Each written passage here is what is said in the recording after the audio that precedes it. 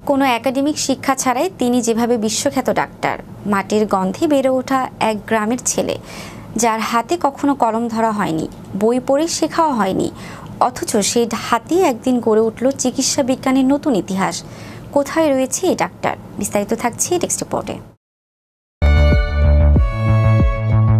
মাটির গন্ধে বেড়ে ওঠা এক গ্রামের ছেলে, যার হাতে কখনো কলম ধরা হয়নি, বই পড়ে শেখাও হয়নি, অথচ সেই হাতেই একদিন গড়ে উঠল চিকিৎসা বিজ্ঞানের নতুন ইতিহাস। দক্ষিণ আফ্রিকার কিংবদন্তি সার্জন ডক্টর হেমিলন্ট। কেপটাউনের প্রত্যন্ত সনিদানি গ্রামে জন্ম হেমিলন্টের। বাবা মা ছিলেন সাধারণ পশুপালন, সংসার ভরসা ছিল ছাগল আর ভেড়া। কিন্তু বাবা হঠাৎ অসুস্থতায় গ্রাম ছেড়ে শহরে আসেন তিনি। শুরু করেন রাজমিস্ত্রির সহকারী হিসাবে কাজ। ভাগ্যের পরিহাস যে মেডিকেল বিশ্ববিদ্যালয় একদিন তাকে বিশ্বমানের ডাক্তার হিসেবে সম্মানিত করেছিল, সেই প্রতিষ্ঠানের দেয়াল গড়ার কাজেই প্রথম হাত লাগিয়েছিলেন হেমিলন্ট। কাজ শেষ হওয়ার পর কর্তৃপক্ষ তার পরিশ্রম দেখে তাকে সেখানে রেখে দেন। পরে তাকে টেনিস কোর্টে ঘাস কাটার দায়িত্ব দেওয়া হয়। 3 বছর কেটে যায় এভাবেই। কিন্তু হঠাৎ একদিন ঘটে যায় জীবনের মোড় ঘোরানোর ঘটনা। বিশ্ববিখ্যাত চিকিৎসক প্রফেসর রবার্ট ড্যাসন একটি জিরাফের অস্ত্রোপচার করেছিলেন।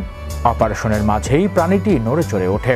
তখন ঘাস কাটতে ব্যস্ত হেমিলন্টকে ডেকে এনে জিরাফের ঘাস শক্ত করে ধরে রাখতে বলা হয়।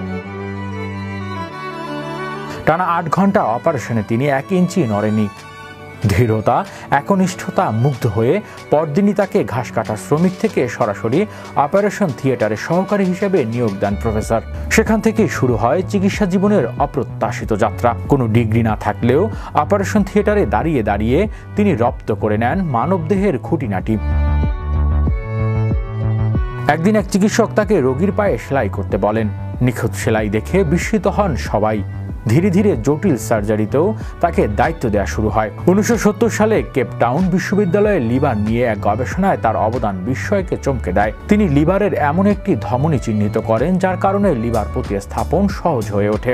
আজও তার দেখানো পথেই হয়ে থাকে আধুনিক লিভার ট্রান্সপ্লান্টেশন।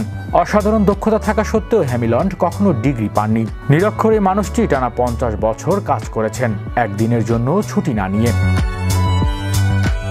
প্রতিদিন 14 মাইল হেঁটে তিনি আসতেন বিশ্ববিদ্যালয়ে।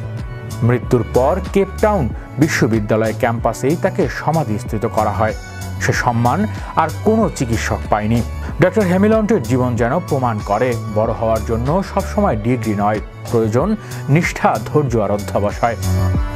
হৃদয় আশিস, বিশ্ব বাংলা 24 নিউজ ডেস্ক।